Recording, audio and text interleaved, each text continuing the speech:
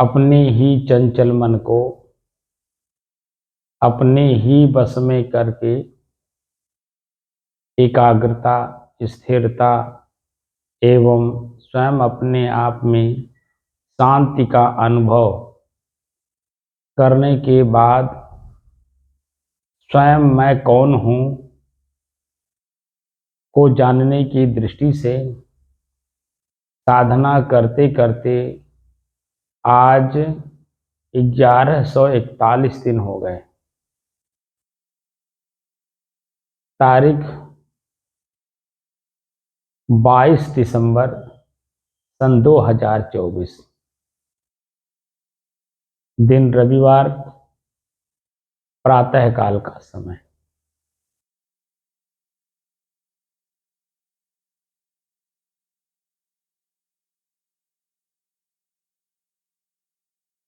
अब बातें कम,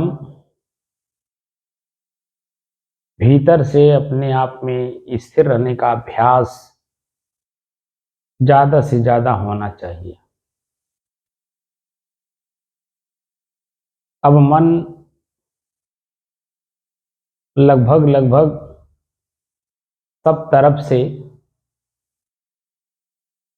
स्थिर हो करके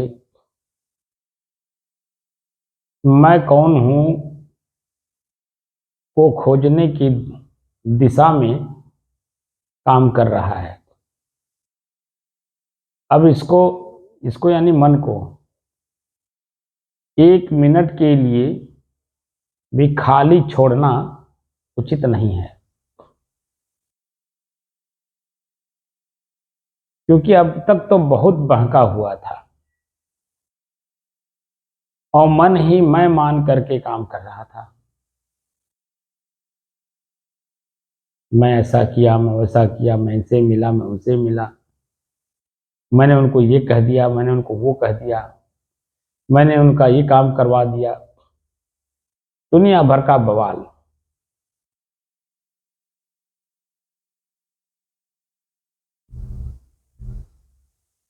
अब यहाँ पर सदगुरु कबीर कहते हैं, मैं चितवत हूँ तो ही को, तू चितवत कछुआर, लानत ऐसे चित्त पर एक चित्त दुई ठौर।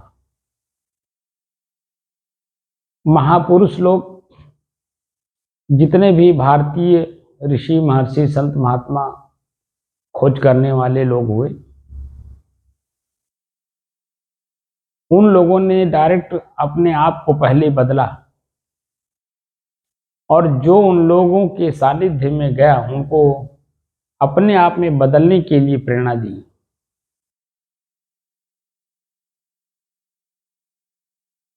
और उसी बदलने वाली प्रेरणा यानी ज्ञान को हम अपने जीवन में अपना रहे हैं। मैं स्वयं अपने आप को नहीं जान पा रहा हूं और दूसरे को जनाने चला हूं। पता चलता है दूसरे को जनाते जनाते अपने ही उसी में खो गए, अपने स्वयं की स्थिरता को चंचलता में बदल लिया।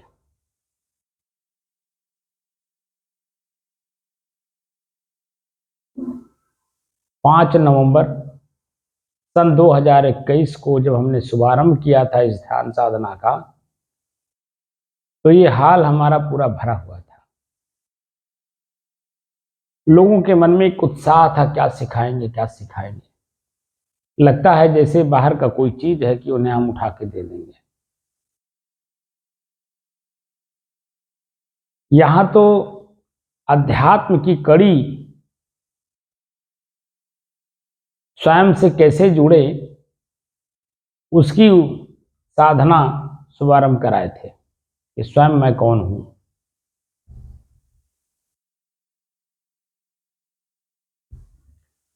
तो स्वयं मैं कौन हूं को जानने के लिए ना मैं आसन कराया, ना मैं प्राणायाम कराया, ना मैं क्रिया योग कराया, ना मैं कुंडलिनी जगाया, ना कोई सिद्धि के लिए मंत्र जाप का ही कोई प्राविधान बताया। यानी बहिर्वृत्ति में न जा करके बल्कि स्वयं मैं कौन हूं को कैसे जाना जाए, इसी पर चर्चा करते हुए और अभ्यास करते हुए दृष्टादृश्य का अब तक चले आ रहे हैं। एक समय था पूरा हाल खचाखच भरा हुआ था, जगह नहीं थी। धीरे धीरे धीरे धीरे धीरे धीरे लोगों को लगा कि ये तो कुछ सिखा नहीं रहे हैं, ना आसन, ना प्राणायाम, ना योग, ना क्रिया योग, ना आसन, ना सिद्धि का ही कोई ऐसा चर्चा कर रहे हैं कि हम बहुत बड़ा तीर मार लेंगे। तो धीरे धीरे धीरे करते करते करते करते सिर्फ एक व्यक्ति रह गए। और आज स्थिति है कि 3 साल तक लगातार अभ्यास करते करते वह व्यक्ति भी उसी दृष्टि में रह गया जो पहले था। जो मैं व्यवहार करा करके चित्त की निर्मलता, निर्द्वंदता, निश्चलता प्राप्त कराना चाह रहा था, व्यक्ति अपने उसी वृत्ति में ही जो पहले की थी उसी में रमा हुआ है। हमने जब इस चीज को देखा कि व्यक्ति अपने उस दलदल से बाहर नहीं निकल रहा है, तो हमने उनको भी बगल के कमरे में बैठने के लिए प्रेरित कर दिया।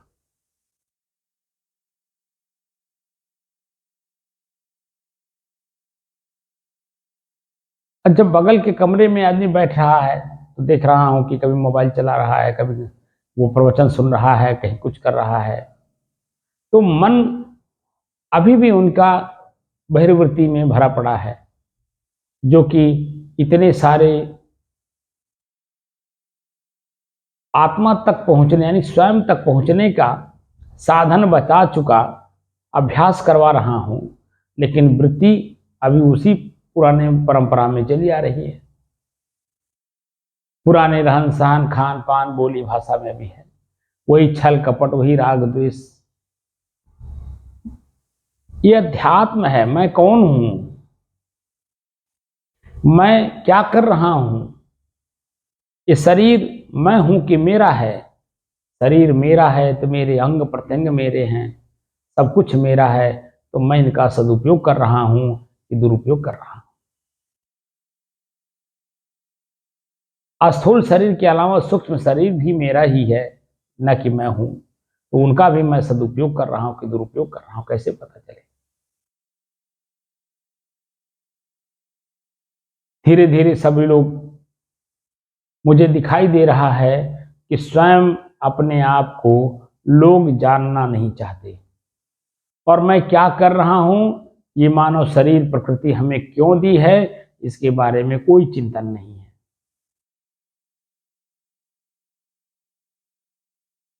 उसमें स्थिरता भी नहीं है। व्यवहारिक जगत में इतना लीन हो गया है व्यक्ति कि वो अपने अध्यात्म की ओर मुड़ता ही नहीं कि मैं कौन हूं, क्या कर रहा हूं, क्या करना चाहिए।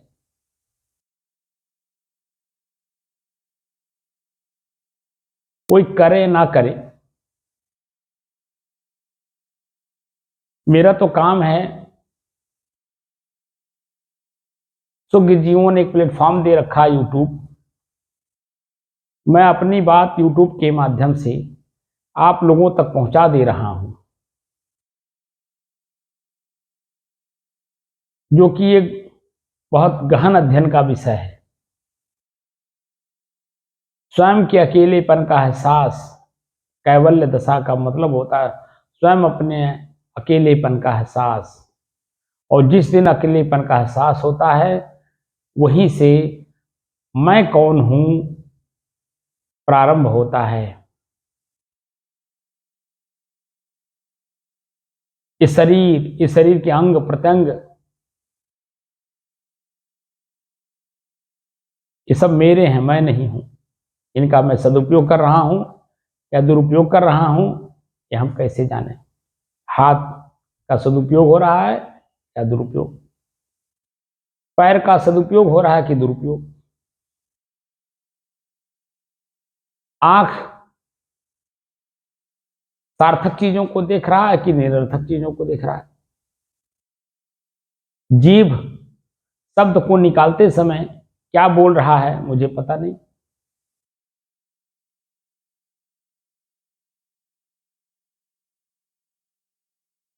जिंदगी हम अपनी खुद की मानव शरीर पाकर के भी भीतर से अपार दुखी हूं। क्यों? क्योंकि मैं और मेरे का अंतर ढूंढे नहीं। मैं स्वयं अपने आप में शुद्ध हूं, स्थिर हूं, शांत हूं और एक रस हूं। लेकिन शरीर और शरीर की इंद्रियां, उनके व्यवहार, उनकी खान पान, ये सब हमें विचलित करते हैं, चंचल करते हैं। अपनी इच्छाओं में हम समझते हैं कि मैं इच्छा कर रहा हूं।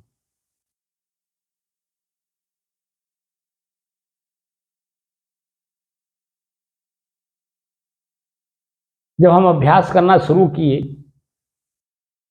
अपने श्वास को अपने से अलग होकर के देखो, दृष्टा दृश्य का अभ्यास करो। मेरा श्वास कैसे चल रहा है?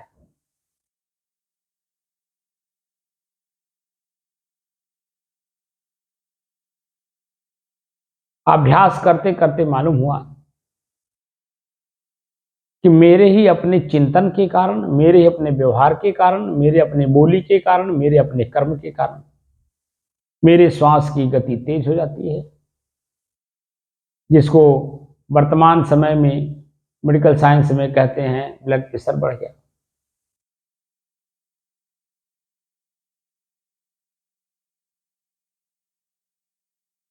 मन की स्थिति तेज, श्वास की गति तेज, ब्लड प्रेशर बढ़ा।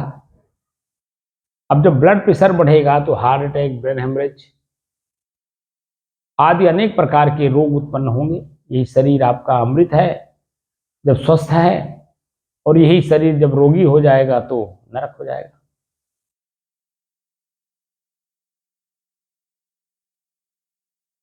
तो शरीर को स्वस्थ कैसे रखा जाए?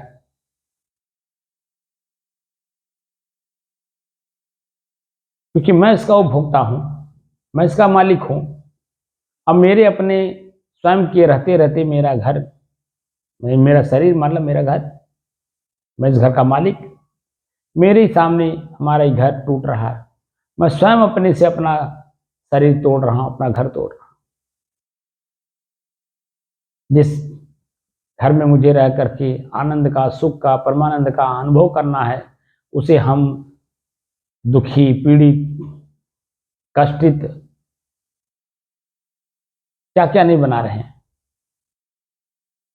क्योंकि हम अपने को नहीं जानते कि मैं कौन हूं, तो शरीर को क्या जान पाएंगे। तो हम लोगों ने मान लिया कि शरीर ही मैं हूं। आंख से देखा उसको सत्य मान लिया, कान से सुना सत्य मान लिया। जो कि सब परिवर्तनशील है, सब प्रकृति के द्वारा चल रहे हैं, लेकिन हमें मालूम नहीं। इसीलिए हम अपने शरीर को ही मैं मान के बैठा हूं।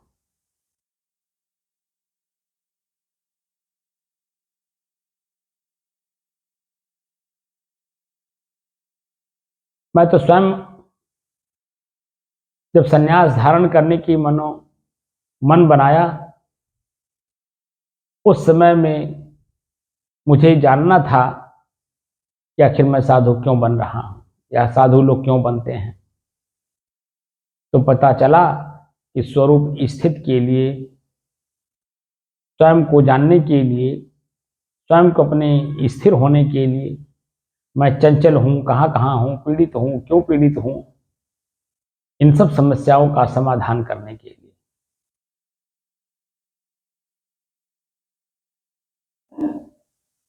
धीरे धीरे धीरे धीरे 90 से लेकर के अब तक जानने की कोशिश किया हूं, और जो कोशिश किया हूं वही आप लोगों के सामने रख रहा हूं कि मैं कौन हूं वो जाना जाए, और धीरे धीरे स्वयं को स्वयं में स्थिर कर लिया जाए। सारा झंझट खत्म। ना वहां प्रकृति पहुंच सकती है, ना प्रकृति मुझे अपने में मिला करके कोई दुख सुख में भो अनुभव करा सकती है।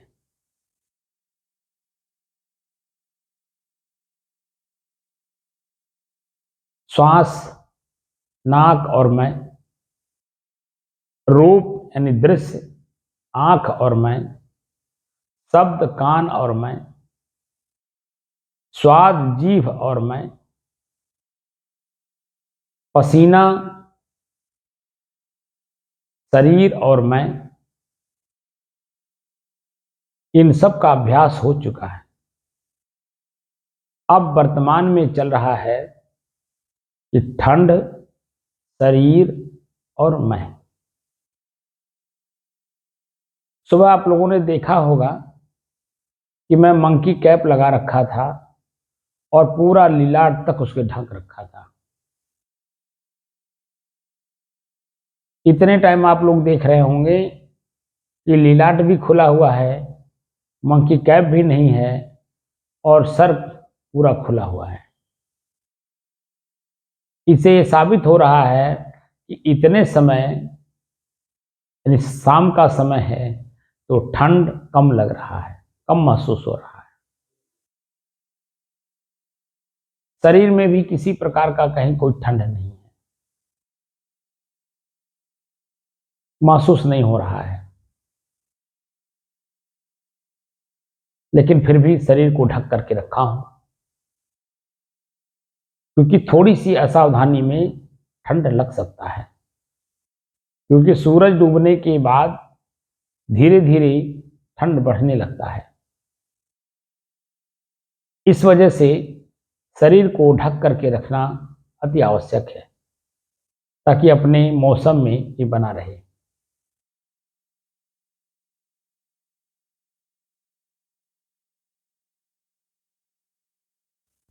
तो जो ठंड के समय में यानी जो वर्तमान ठंड का मौसम चल रहा है, इसमें क्या दिखाई दे रहा है वर्तमान में, क्या दिखाई दिया भूत में और क्या दिखाई देगा भविष्य में।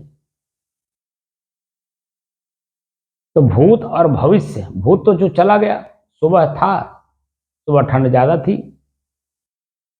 इतने टाइम आप देख रहे होंगे कि 12 घंटे बाद दिन भर पूरा धूप हुआ, मौसम बिल्कुल साफ था। इस वजह से इतने समय ठंड कम है।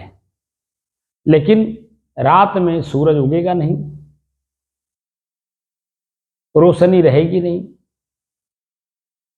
तो क्या होगा, ठंड बढ़ना ही बढ़ना है। सुबह के समय में पूरा दिखाई देगा कि ठंड कितना बढ़ा हुआ है। सर ढका होगा, लीलाट भी ढका होगा और ठिठुरन खूब लग रही होगी जैसे सुबह थी। पैर के दोनों घुटने में ठंड लग रहा था सुबह के समय में।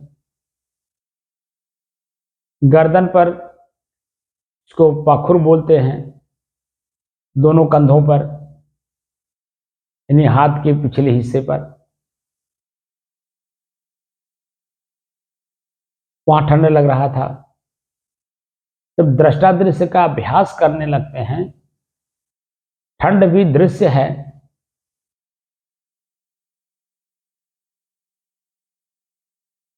तो देखते देखते पता चलता है कि दृश्य गायब हो जाता है। जो देखने वाला है वह स्वतः अपने आप में स्थिर हो जाता है, देखना बंद हो जाता है, देखने वाला अपने आप में स्थिर हो जाता है। तो ठंड, शरीर और मैं, इसका अभ्यास चल रहा है। और ठंड में और क्या क्या दिखाई दे रहा है ये भी मालूम पड़ रहा है।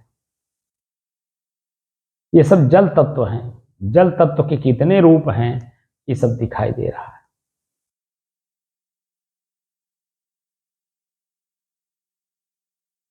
सुबह के समय में जब हम मुंह से बोलते हैं तो हवा निकलती है, तो मालूम पड़ता है भाप निकल रहा है। इतने समय आप देख रहे होंगे कोई भाप नहीं निकल रहा, जो कि हवा अपने आप में दिखाई नहीं देता है। लेकिन जब हम बोलते हैं तो भाप बन करके बाहर निकलता है तो वह आंख से दिखता है, क्योंकि वो जल तत्व है, स्पष्ट रूप से दिखाई देता है।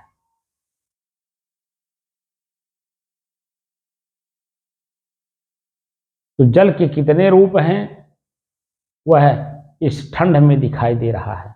जैसे गर्मी में अग्नि के कितने रूप हैं वो दिखाई दिया, जलना, झुलसना, ताप, आंच, गर्मी, पसीना, क्या क्या नहीं दिखाई दिया। वैसे ही अब जल तत्व, ठंड जल तत्व का हिस्सा है। तो वर्तमान में ठंड मौसम चल रहा है, जल तत्व की अधिकता है। अब उसके कितने रूप हैं वो सब प्रतिदिन दोनों टाइम कमोबेश दिखाई देंगे, और दिखाई दे भी रहे हैं, सबको अनुभव हो भी रहा है।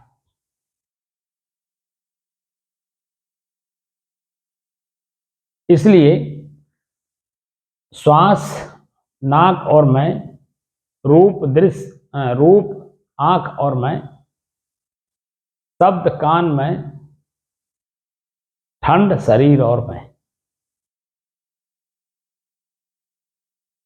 बस 3 चीज का अभ्यास करना है, ठंड, शरीर और मैं।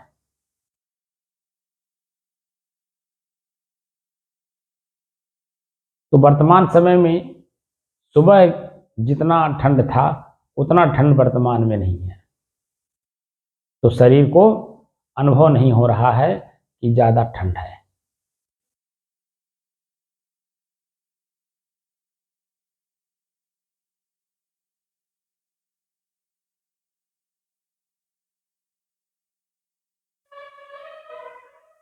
अब भीतर से दृष्टादृश्य का अभ्यास करते हुए स्व को स्व में स्थित कर ले जाइए, ताकि शरीर से हम ऊपर उठ सकें।